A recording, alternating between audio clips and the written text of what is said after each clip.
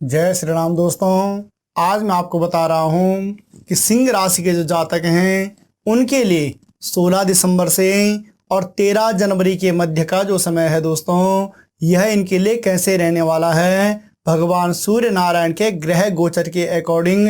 यानी कि भगवान सूर्य नारायण क्या कर रहे हैं, वृश्चिक राशि को छोड़कर यह धनु राशि में प्रवेश कर रहे हैं। तो इनके लिए यह समय कैसे रहने वाला है, तो ये मान लीजिए कि जब बात हो रही हो सिंह राशि की, तो सिंह राशि के स्वयं क्या है, स्वामी क्या है, भगवान सूर्य नारायण हैं। और जब इनकी बात की जाए तो ये समझ लीजिए कि सूर्य नारायण आपके कहाँ बैठे हुए हैं, पंचम हाउस में बैठे हुए हैं, पंचम घर में बैठे हुए हैं।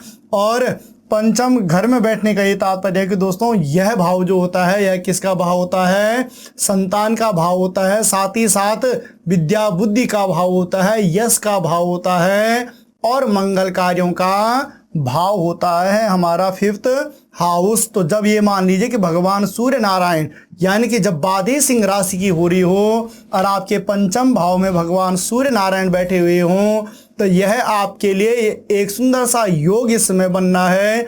यानी कि संतान से संबंधित हो या विद्या बुद्धि से संबंधित हो या घर में मंगल कार्यों से संबंधित हो, तो इन सारी चीज़ों के लिए यह समय क्या है, आपका अच्छा रहने वाला है।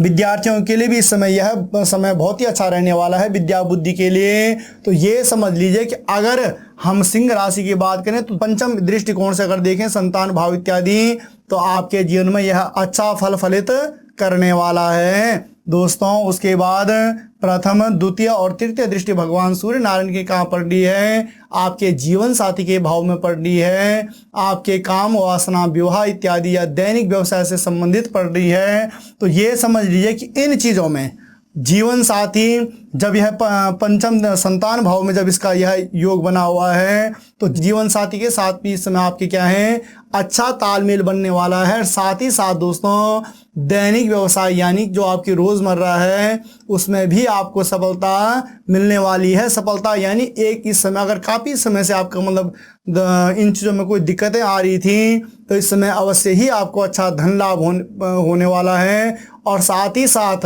अगर काफ़ी समय से आप विवाह इत्यादि के लिए परेशान थे, वैवाहिक जीवन के बारे में मतलब आपको एक अच्छा सुटेबल जीवन साथी नहीं मिल पा रहा था, तो दोस्तों इस समय प्रयास कीजिए, आपको अवश्य ही एक अच्छा जीवन साथी यानी एक परफेक्ट जीवन साथी आपको अवश्य ही आपके जीवन में आपको मिलने वाला है। उसके बाद चतुर्थ और पंचम दृष्टि इनकी कहाँ पड़ रही है, आपके भाग्य स्थान में। और जब भाग्य स्थान में भगवान सूर्य नारायण की पंचम दृष्टि पड़ रही हो, तो ये समझ लीजिए कि यह समय आपका धर्म के लिए भी और तीर्थ के लिए भी, यानी कि इस समय अगर आप तीर्थ यात्रा इत्यादि करना चाहते हो या धार्मिक कृत्य इत्यादि कोई करना चाहते हो या शिक्षा से संबंधित आप कोई ऐसा कार्य करना चाहते हो कि मतलब जो काफ़ी समय से मतलब कोई एग्ज़ाम इत्यादि आपका क्लियर नहीं हो पा रहा था, इस समय अगर आप प्रयास करते हैं तो 100% इन चीज़ों में आपको सफलता की प्राप्ति अवश्य प्राप्त होगी। यानी कि जब भगवान सूर्य नारायण की क्या है दोस्तों, ये मान लीजिए कि यह सारी चीज़ें क्या हैं, बादी सिंह राशि की हो रही है। और सिंह राशि के सूर्य के हिसाब से हम कहाँ देखें, पंचम दृष्टि कहाँ पड़ रही है, आपके भाग्य स्थान में पड़ रही है। यानी कि स्वयं भगवान सूर्य मेष राशि में क्या होते हैं, उच्च के होते हैं, तो अवश्य ही आपके भाग्य में भी वृद्धि करेंगे।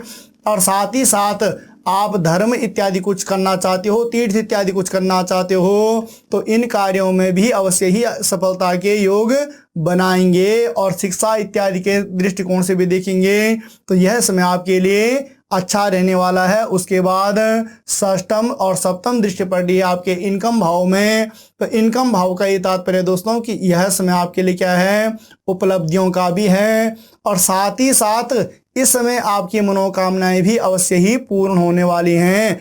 अगर आप कोई व्यवसाय इत्यादि करते हैं दोस्तों, तो ये समझ लीजिए कि इस समय अगर आप किसी भी कारण से अपने भाई ज्येष्ठ भ्राता इत्यादि के साथ में कोई साझेदारी करना चाहते हो, तो उसमें अवश्य ही आपको सफलता, उसमें भी आपको सफलता अवश्य ही प्राप्त होने वाली है। उसके बाद अष्टम और नवम दृष्टि भगवान सूर्य नारायण की कहाँ पड़ रही है, अपने स्वयं के घर में। यानी कि जब बात ही सिंह राशि की हो रही हो तो सिंह राशि पे इनकी नवम दृष्टि पड़ रही है। तो नवम दृष्टि जब सिंह राशि पर पड़ रही हो तो समझ लीजिए कि यह समय आपका मान सम्मान और प्रतिष्ठा के लिए बहुत ही अच्छा रहने वाला है। तो मान सम्मान प्रतिष्ठा के लिए दोस्तों जब यह अच्छा रहने वाला है तो ये समझ लीजिए कि आपके गौरव इत्यादि में भी यह वृद्धि करेगा और साथ ही साथ आपके बल और मस्तिष्क में भी यह क्या करेगा, वृद्धि करने वाला होगा। यानी कि इस समय आप अपनी बॉडी में एनर्जेटिक, मतलब आप एक अलग ही एनर्जी समझोगे। तो ये है कि बॉडी में जब ऐसी सारी चीज़ें होंगी दोस्तों, जब हमारा कभी भी समय, जब हमारा शरीर हमारा साथ दे रहा होता है, यानी कि बॉडी एनर्जी से खूब भरी हुई होती हैं, तो उस समय हमारे लिए सारी चीज़ें क्या हो जाती हैं, अच्छी फलित हो जाती हैं। जीवन है दोस्तों, अच्छा वक्त है तो हमारा ही होता है और बुरा वक्त होता है तो उसे भी हमें ही झेलना पड़ता है, हमें ही उस समय के साथ में चलना पड़ता है। काल का तो यही नियम है कि काल को कोई बदल नहीं सकता, यानी समय का चक्र कभी भी कोई चेंज नहीं कर सकता। अच्छा है तो भी आपको उसके साथ में चलना पड़ेगा और बुरा है तो भी उसके साथ में चलना पड़ेगा। तो जब कभी भी क्या होता है कि हमारा जो समय चक्र होता है, जो काल चक्र होता है दोस्तों, अगर इस समय हमारे अंदर एक अच्छी एनर्जी हमारे शरीर में होती है, अच्छा एक हमारा बल मस्तिष्क बढ़िया तरीके से अगर काम कर रहा होता है तो वह समय हमारा आसानी से निकल भी जाता है।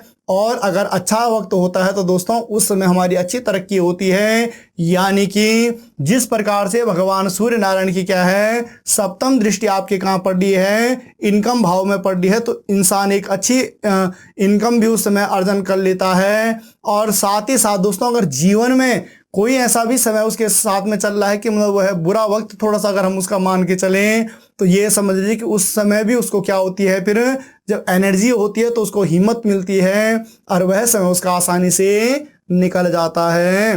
तो कुल मिला के अगर हम देखें सिंह राशि के जो जातक हैं, इनके लिए भगवान सूर्य नारायण के दृष्टिकोण से यह समय यानी कि 16 दिसंबर से और 13 जनवरी के मध्य का जो समय है दोस्तों, यह बहुत ही अच्छा रहने वाला है। तो दोस्तों आपको हमारा यह वीडियो कैसे लगा, आप इसे लाइक भी करें, शेयर भी करें और मिलते हैं पुनः एक नई वीडियो में। तब तक के लिए जय श्री राम।